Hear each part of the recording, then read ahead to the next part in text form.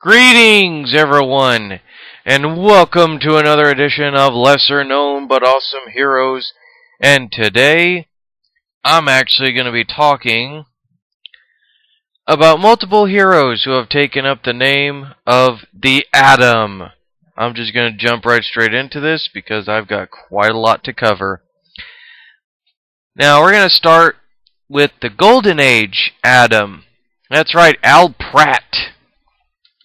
Al Pratt was first appeared in All American Comics issue 19 in October of 1940.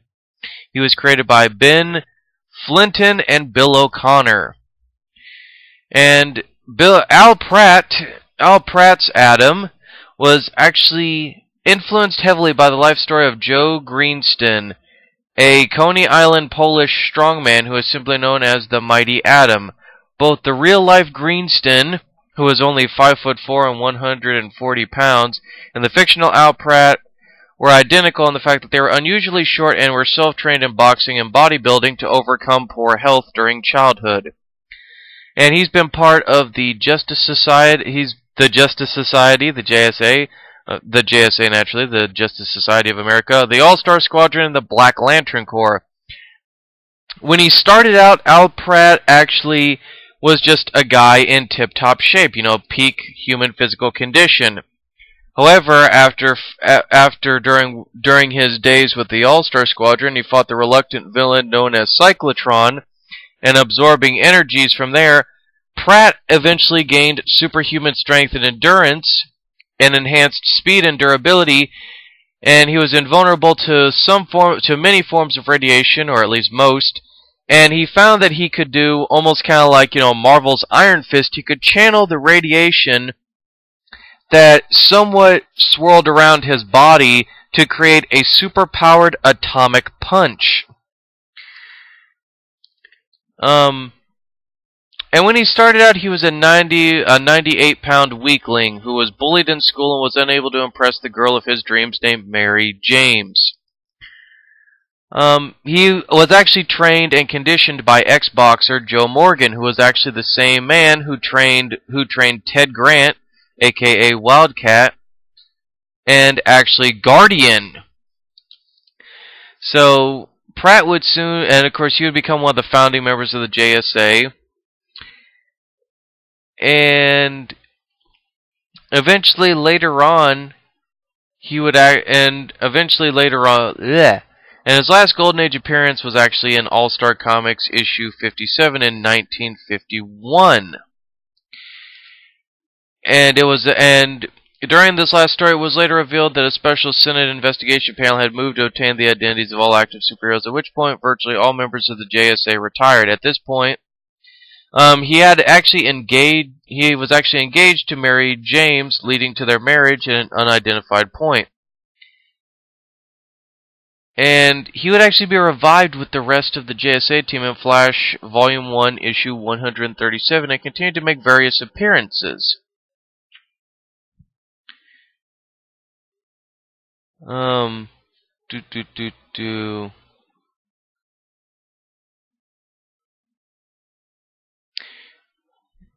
And let's see.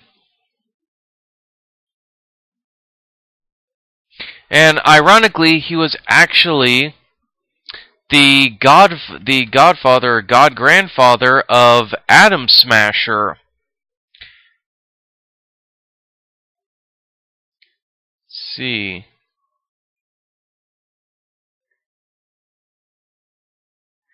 And that also he had a son, Grant Emerson, who would actually, upon being taken by Vandal Savage and experimented on, genetically altered, he would become the superhero Damage. And let's see. And that apparently the modern day Manhunter, Kate Spencer, may in fact be Pratt's granddaughter. However, it is in fact the granddaughter of Phantom Lady and Iron Monroe, although Al Pratt allowed Phantom Lady used his contact information in order to enter a home of unwed mothers, which led to a mix-up. And I'm just skimming through this, guys. There's not really much with Pratt that like, I'm looking here, guys, but I don't really see much. In fact, quite the opposite. But then again, as with many of my videos, or as has become the case, he's got very little information, and there's not much information to find. So now, guys, we will move on to pretty much the next three Adams, which are the Adams that I actually wanted to focus on. But I thought I'd show some love to the Golden Age. Always got to respect the classics, guys, as the Mount Vernon kid likes to say. So let's move on to Ray Palmer and Ryan Choy and all them. Alright. Ray Palmer, probably the most recognized Adam. And Ray appeared in Showcase issue number 34 in September of 1961, and he was created by Garner Fox and Gil Kane. Palmer has been part of the Teen Titans and the Justice League, and he's had partnerships with Hawkman and Jane Loring. His abilities is that he has the ability to shrink his body to various degrees, including the subatomic level, while manipulating his weight to his advantage. And he also happens to be a main scientist.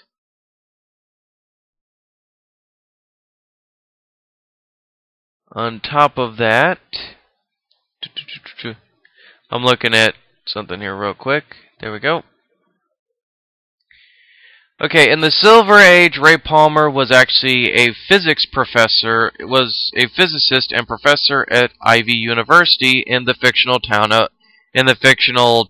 of Ivy Town, ironically, which is a New England-based town. He specialized in matter compression as a means to fight overpopulation, famine, and other world problems. And one day he actually had discovered a massive meteorite made of white dwarf star matter. However, and he would fashion lenses that enabled him to actually shrink any object to any degree he wishes. However, whenever the object would be treated with the fluorescent power of the white dwarf star matter, it would actually explode as a side effect, which pretty much preluded any basic form of these being used. And during a spelunking expedition that he did with his students, alongside Jay Loring, who he was trying to make his girlfriend and wife, although she wouldn't have that because she wanted to up her attorney career. They were trapped in a cave when the entrance collapsed. In desperation, Palmer had no choice but to secretly use the lenses that he had carried with him to shrink himself down in order to crawl into a tiny hole high enough in the wall that led to the outside. Knowing full well he would likely explode, using the diamond engagement ring that he was going to propose to Jane with, or that he tried multiple times to, he enlarges the hole significantly and descends to the floor to try to alert the others of the escape route before dying. However, upon entering the lens's beam, he finds himself returned to normal size, and the lens is covered with cave moisture. Palmer thinks this fact has altered the beam to allow this strange side effect.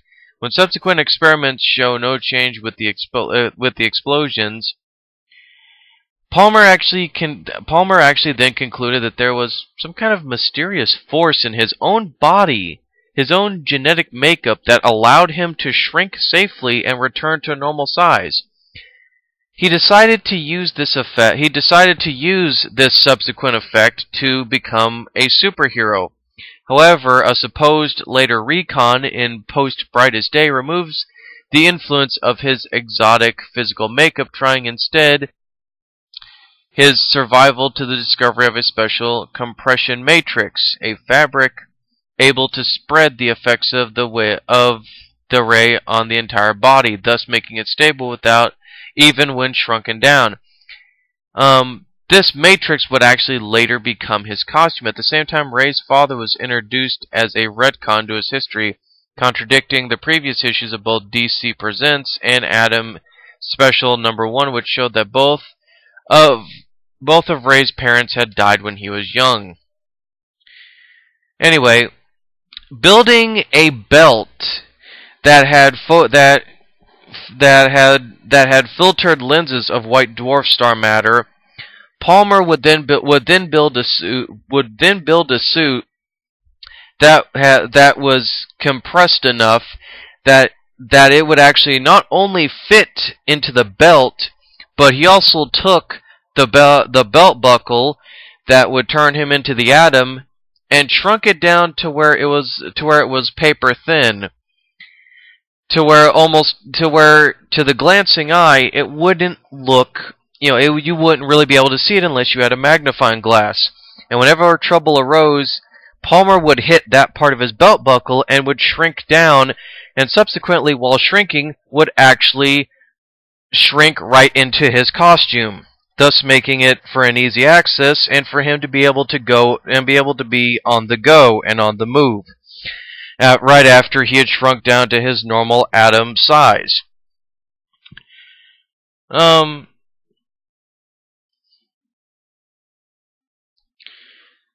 In addition, he would also actually develop new equipment that would allow him to decrease his weight in addition to his size. This would allow him to actually glide on air currents in a low setting, while on a high setting allows him to handle and or strike objects with the equivalent strength of his normal size and build. A favorite travel method is to call some location on the telephone, and then when the intended phone answered, Palmer would shrink down enough to literally travel through the phone line in seconds to engage out of the answering phone. Which, you'll see that picture in a second, and always one of my favorites of the Atom.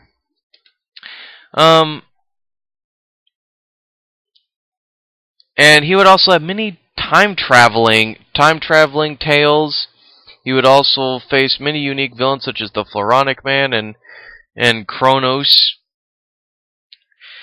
Who, the bug-eyed bandit. He would also face alien threats, supernatural threats, and eventually he would actually be partnered up with Hawkman, and they would have a few team-up adventures. And it was also during this time that eventually the Silver Age Justice League would actually induct him and Oliver Queen, who at the time was still the Silver Age Green Arrow, and as the first two new members of the Justice League, thus giving him the name and alias of the Tiny Titan of Justice. Also, at one point, Palmer would actually try to quit being a superhero, retire, and he would eventually actually find an alien jungle colony and would actually try to rescue said people. And they called that the Sword of the Atom. And then there would be the Power of the Atom. And he would also at some point actually have a replacement, who I'll be talking about subsequently, who was a member of the Suicide Squad. This was because Palmer fell in love with the alien princess of this alien colony, and decided, and this was after, of course, he and Jay Loring had divorced. However, upon the death of the Suicide Squad Atom, Palmer would return to action reluctantly, leaving behind the alien woman that he loved, and also Palmer would become involved when Sue Dibney, the elongated man's wife, was murdered by a jealous and insane Jay Loring, that he would also come into action against his former love, with her vowing revenge against him. And at one point, after the Teen Titans had allegedly disbanded or were in need of a new leader, Palmer then would stand up to actually lead the Teen Titans and become a subsequent leader for them. And most modern-day stories after that fact would deal with identity crisis. He would be part of Identity Crisis and Countdown. He would somewhat be involved in Blackest Night. and in The Brightest Day in Adventure Comic, and be co-featured in Adventure Comics. And that's actually about it, guys. That's it for at least Ray Palmer's. Now we move on to the third Atom. Okay, we move on to the actual third Atom, which was Adam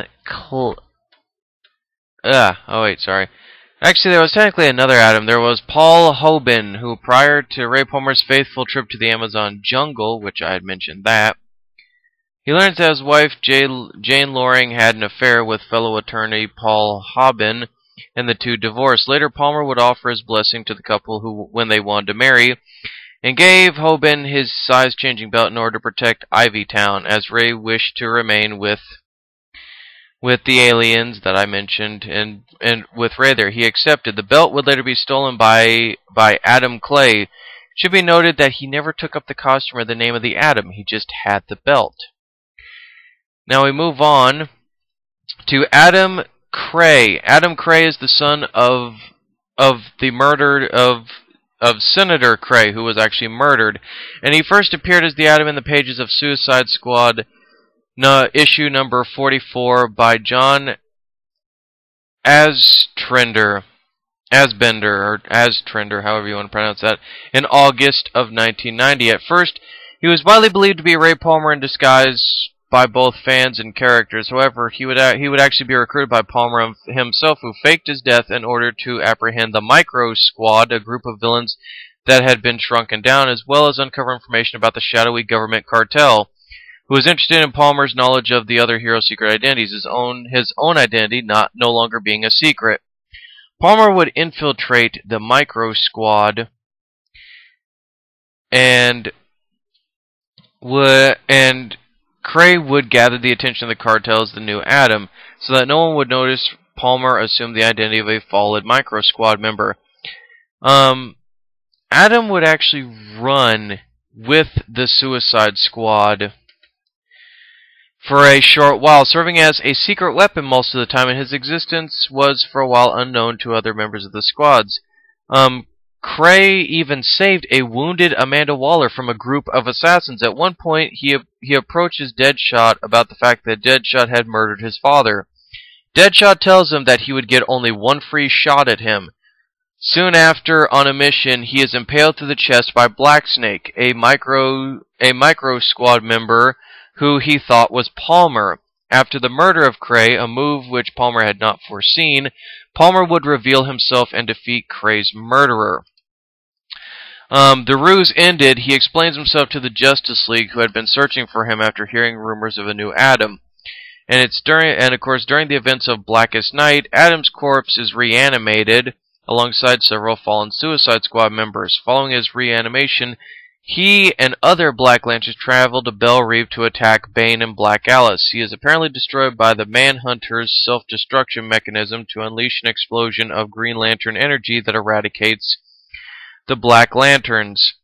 And now we move on to yet another Atom, which is Ryan Choy. Alright. Ryan Choy is actually the fourth person to actually be called the Atom. And he first appeared in DC Universe Brave New World in 2006, and he was created by Gail Simone and Grant Morrison. And he is an expert in nanotechnology. He was a young hotshot professor who filled an extra spot on Ivy University's teaching staff, and he inadvertently ends up filling the old Atom's superheroic shoes.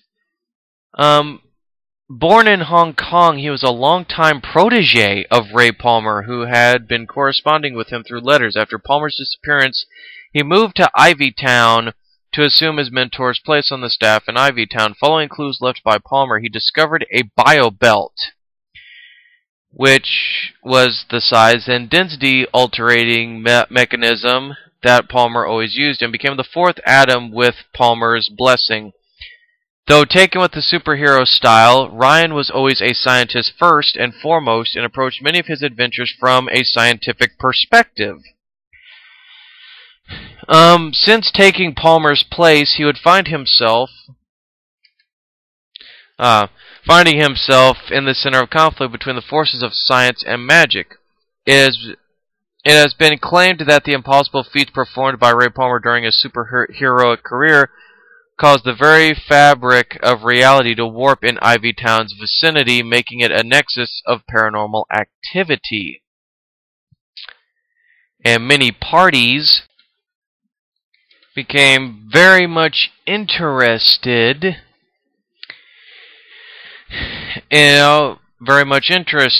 including an ancient cancer god and the microscopic aliens known as the Waiting. They considered Ryan a key player in the war and have made attempts to recruit, capture, or even kill him. However, he is advised, among others, in Ivy Town, the police chief, also known as Lady Cop. And as the Atom, Ryan has faced numerous challenges, including the shrinking serial killer Dwarf Star, his strict and disapproving father, and being seduced, kidnapped, and even at one point swallowed alive by the size-changing villainous Giganta. Through it all, his ingenuity and keen deductive mind have served him in good stride. He was also involved in a search for the missing Ray Palmer, even traveling into the restored multiverse along with Donna Troy, Jason Todd, and a monitor named Bob. Literally plucked back to New Earth, he leaves his role of Dimension Hopper to Kyle Rayner, the 90s or Bronze Age Green Lantern. Returning to defend Ivy Town from a monster invasion, he is later led to a mistaken belief that Ray Palmer has become an egocentric madman, and Ryan himself may be only a pawn in his mad fantasies. This is later revealed to be a ploy by Palmer's old nemesis, Kronos. The all-new Atom series ended with issue 25 when Ryan, with some help from the returned Ray Atom, is able to discern between the truth and lies fed by Kronos and his new assistant, Lady Kronos, a former sweetheart of Ryan turned to crime. Ryan eventually discovers that Ray Palmer has never knew of Troy. Instead, the bio belt was a tainted gift from JIA and the Ray Palmer letters cleverly forged by Kronos, meant to force Ryan into accepting the new Atom mantle and taking the blame for the staging menaces sent against the city. However, due to Ryan's ability into sorting out the mess, besting the Kronos couple, and restoring Ivy Town to normalcy, Ray finally gives him his blessing. And we move on now to... we go out to the controversy of Brightest Day and stuff. And apparently, at one point, Dwarf Star had hired Slade Wilson, a.k.a. Deathstroke the Terminator, and his... I think they were called Titans East. Yeah, the supervillain Titans group that he had. And he basically paid Slade to murder Ryan, stuff him in a matchbox, and give it to him. When Amanda Waller finds this information out, she tells Giganta, and we find out that Giganta actually really cared for Choy, and that she had deep feelings for him. And so after she gives Deathstroke, Dwarf Star's belt, and thus rendering him powerless, she grows to her gigantic size, pummels him, tapes his mouth, and tells him that she's going to take her time. When Ray Palmer finds this out, he goes to find Dwarf Star, and he actually and Dwarf Star is severely injured, if not in critical condition, after the torture/beating that Giganta gave him. And to get a lighter sentence, he names Deathstroke. And during a fight with the JLA, Ray actually severely injures Deathstroke for killing Choy, as he saw Choy not only as a colleague but as a deep friend. And the last that we mention Ryan Choy is that we see a funeral to which Amanda Waller, Giganta, Ray, and many others who knew Choy or had worked with him, were there at his funeral to honor him and to say their goodbyes. And there are many other variations of the Atom. Especially Ray Palmer have all appeared in various books and stuff. There's even another Atom called Atom 1,000,000, who was part of a group called Justice League Alpha in the future. But I think I'm gonna just stop right here with Ryan Choy, guys, because there's not much after that. I mean, don't get me wrong, Atom 1,000,000 is kind of okay, but I'm just going to stop with Ryan Choy because I don't want to overload you guys. And also, while this is a very special video, I feel that this is just where the stopping point is. So with that, guys, that is the video on pretty much all the Atoms or forenamed or mentioned Atoms. So as always, guys, stay tuned for the next one.